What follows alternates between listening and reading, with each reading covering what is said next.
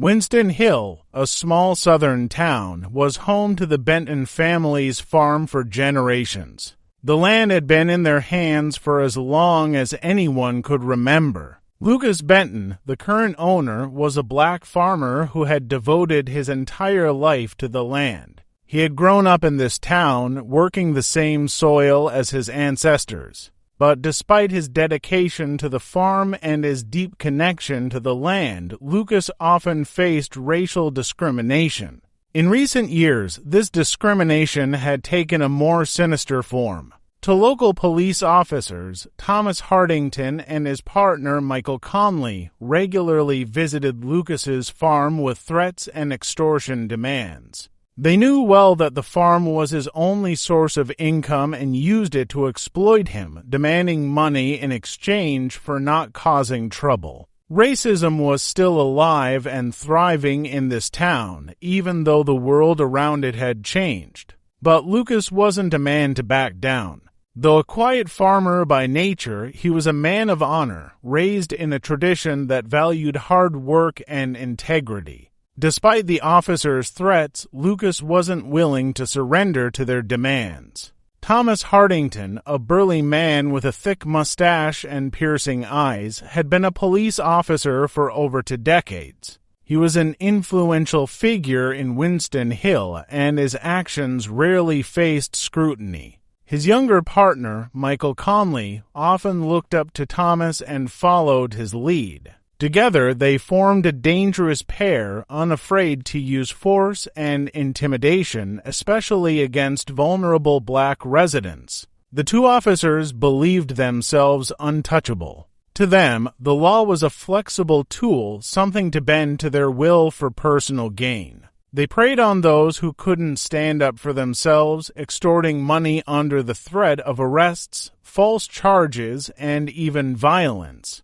Lucas Benton had become their latest target. To them, he seemed like an easy mark, an old man in his 60s, living alone on the farm with his children long gone from the town. They thought he was too weak to resist, but they were wrong. Their first visit came months before that fateful day. They had arrived late in the evening, just as the sun was setting behind the horizon. Lucas was out in the field, finishing the day's work. "Hey, old man," Thomas called out, stepping out of his patrol car. Lucas turned to see the two officers approaching. He wasn't surprised they'd come by before with their threats, but this time their eyes held a seriousness he hadn't seen before. "What do you want now?" Lucas asked calmly, standing up straight and wiping the sweat from his brow. "We're here to talk about your debt," Michael sneered. "You owe us for the last couple of months."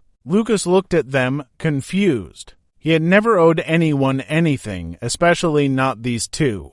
But he knew better than to argue with police in this town. "I don't owe you anything," he replied firmly. Thomas stepped closer, grabbing Lucas by the collar. "Don't play games with us, old man. We know you make good money off this land. It's time to share." Lucas clenched his fists but didn't respond. He understood that resisting at this moment was pointless. The police could fabricate any charge they wanted and lock him up without cause. "You'll pay us $500 tomorrow," Thomas continued, "or we'll come back with a warrant." They left Lucas standing alone in the field, but their words echoed in his mind for a long time. Despite this, Lucas decided he wouldn't give in to their extortion. Lucas wasn't completely alone, though. He had a son, Derek Benton, a senior FBI agent who had built a successful career in law enforcement after serving in the military. Derek had always been proud of his father, admiring his resilience and integrity. When Derek was young, Lucas had taught him to be fair, honest, and to never back down from a fight for justice. After the first visit from the officers, Lucas knew he had to tell Derek what was happening. He realized things could get even worse if the situation escalated out of control. One evening, Lucas called his son. Derek, who was in Washington working on a major case, was immediately angered when he heard about the extortion. Why didn't you tell me sooner?" Derek asked, trying to keep his emotions in check. "I didn't want you to worry. You're busy with your own work, and I can handle myself," Lucas replied. "Dad, these people could hurt you. I'm coming as soon as I can. We'll deal with this." A few days later, Thomas and Michael returned to the farm. This time, they were determined to make Lucas pay. They were confident their plan would work, just as it always had. Lucas was in the barn when he heard the sound of an approaching vehicle. He stepped outside and saw Thomas once again walking toward him. "So, you got the money?" Thomas asked mockingly. "No, and I'm not going to," Lucas replied firmly. Thomas, enraged by the answer, stepped closer to Lucas, his face red with fury. Michael stood beside him, sneering. They were sure they could break the old farmer just as they had done with so many others in the town. Thomas's eyes blazed with anger as he clenched his fists, seemingly ready to resort to violence. "You don't understand who you're dealing with, old man," Thomas growled, jabbing his finger into Lucas's chest. "We can make your life hell. One phone call and you'll be behind bars." Lucas stood tall, not backing down. He knew these men were used to people being afraid of them, but he was different. He had been raised on principles of resilience and justice, and his years on the farm had taught him one important lesson: never surrender to injustice. "I'm not giving you a cent," Lucas said coldly, staring Thomas straight in the eyes. "And if you think you can intimidate me, you're wrong." The tension in the air was palpable, thick enough to cut with a knife. Michael, always following Thomas's lead, stepped forward and added, "You understand we can pin anything on you, right? Even if you didn't do anything. The law's on our side, and nobody is going to look into the details." Lucas didn't respond, but inside, his resolve was stronger than ever. He knew his son would arrive soon, and then the situation would change. For now, he had to endure this pressure. Just as Thomas and Michael began to escalate their threats, a black SUV pulled up on the road to the farm. The door opened, and out stepped a tall man in a suit. It was Derek Benton, Lucas's son. His face was hard, and anger simmered in his eyes. He understood what had been happening in this town and knew his father was being targeted because of his race. Thomas and Michael turned, their expressions shifting when they saw Derek. Michael was the first to speak, trying to assert control over the situation. "Hey, this is a private matter. Get lost before you get hurt," he said with a smirk.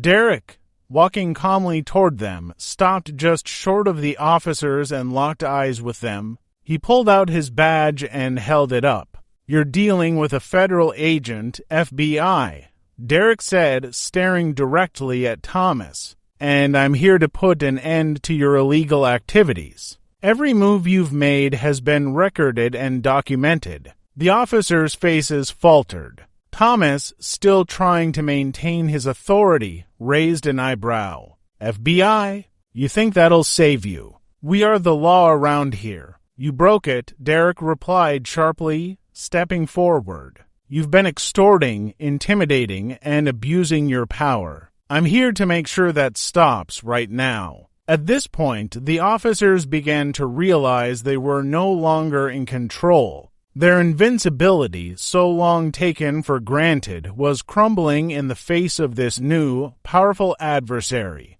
"This isn't going to end well for us, is it?" Michael muttered under his breath to Thomas. "No," Derek answered, gesturing to his partner, who stepped out of the SUV with a camera. "We've got everything documented. Soon, both of you will be sitting in a federal prison." As Derek revealed his identity and the evidence of their extortion, the officers realized their time was up.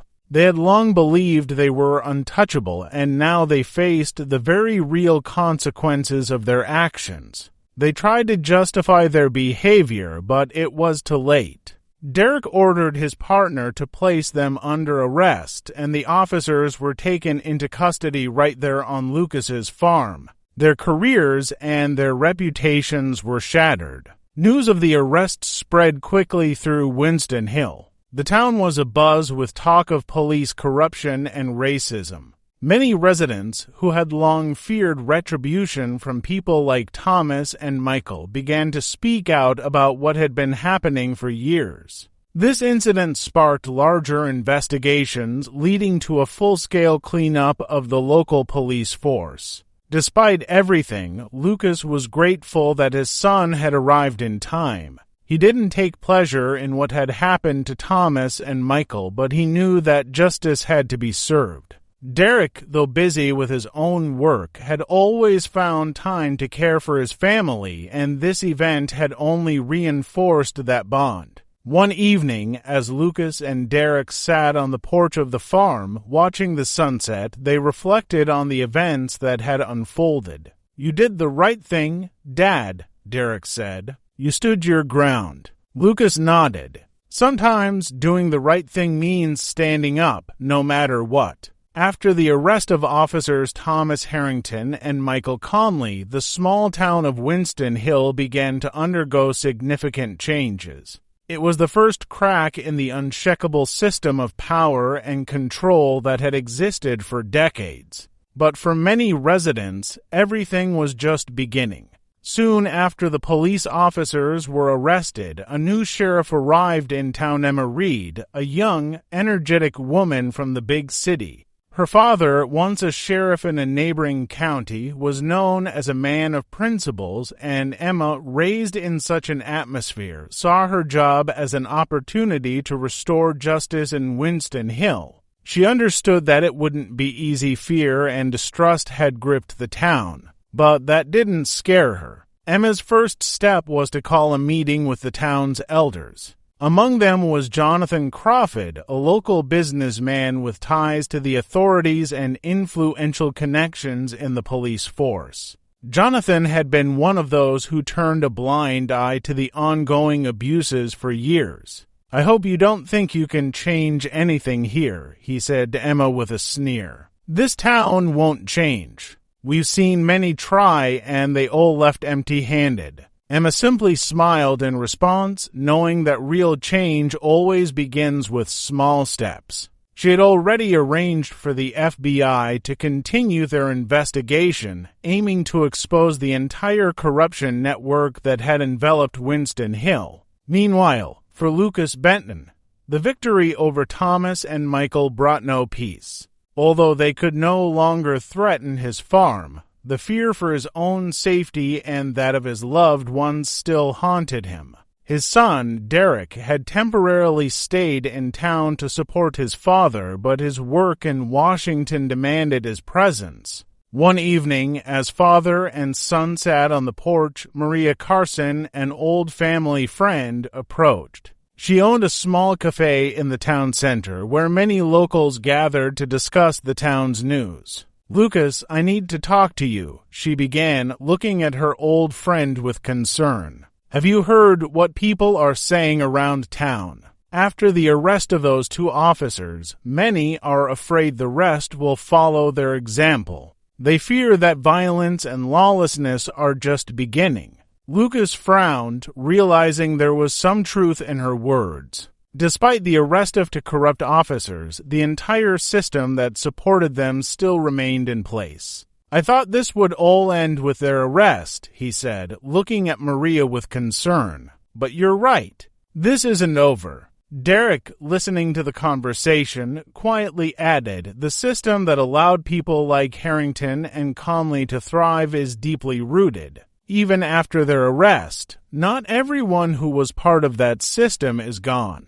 We need more evidence, more arrests." At the same time, an old acquaintance of Lucas, Robert Bobby Lewis, returned to Winston Hill. Bobby was a former farmer who had lost his land after being tricked into signing fraudulent contracts orchestrated by local authorities. His story had always been an example of what happened to those who couldn't defend their rights in this town. Now he was determined to seek justice not only for himself but for those who had been oppressed by the system for years. When Bobby learned that Lucas and his son had managed to get the officers arrested, he decided to seek their help. One evening, he knocked on the door of the farm. "Lucas, I know it's been a long time since we went our separate ways, but I want to propose a partnership," Bobby said, looking his old friend straight in the eye. "You and I can change a lot in this town, but we need organization. We need more people who are willing to fight for their rights." Lucas was surprised but saw the truth in Bobby's words. Alone, he couldn't withstand the pressure placed on him and the other farmers and small business owners in town. He needed support, and Bobby was the person who could help gather the people. Thus, a movement was born: Justice for Farmers. It was a small but influential alliance of farmers, entrepreneurs, and ordinary citizens who were tired of corrupt authorities and their oppression. Soon, other dissatisfied townsfolk joined the movement, including Carter Walls, a young lawyer specializing in civil rights cases. Though new to Winston Hill, Carter was determined to help those affected by the illegal actions of the authorities. As the Justice for Farmers movement gained momentum, the situation in Winston Hill became more tense. The new sheriff, Emma Reed, launched a large-scale investigation into all cases related to the police and soon uncovered numerous instances of abuse of power that had occurred over the years. These cases affected not only farmers but also townspeople whose rights had been systematically violated. However, not everyone was pleased with the changes. Influential figures like Jonathan Crawford began organizing their forces, attempting to thwart the reforms Emma and her team were implementing. They started funding lawyers and bribing local politicians to halt the investigations and preserve the status quo. But amid these intrigues, Lucas and his allies did not give up. They knew they had a long and difficult road ahead to achieve full justice, but for the future of their children and grandchildren, they were ready to fight to the end. Derek, who was preparing to return to Washington, decided to stay longer. He understood that his father and the other townsfolk needed his professional support, and he was determined to help finally dismantle the system that had oppressed Winston Hill for so many years. Months passed since the changes began in Winston Hill. The town had become a battleground for justice. Thanks to the efforts of Emma Reed, the Justice for Farmers movement, and Derek's support, many corrupt officials had been removed from power and their illegal actions were exposed. The townspeople began to hope for a future where there would be no fear of police abuse or corruption. Lucas once again stood on his farm, gazing at the sunset. Beside him stood his son and comrades who had not been afraid to join the fight for their rights. He knew that much work still lay ahead, but for the first time in many years, hope filled his heart, a hope for a better future for Winston Hill. If this story moved you, leave a comment under the video and share your thoughts on which moment was the most important for you. And to not miss new stories, subscribe to our channel and click the bell.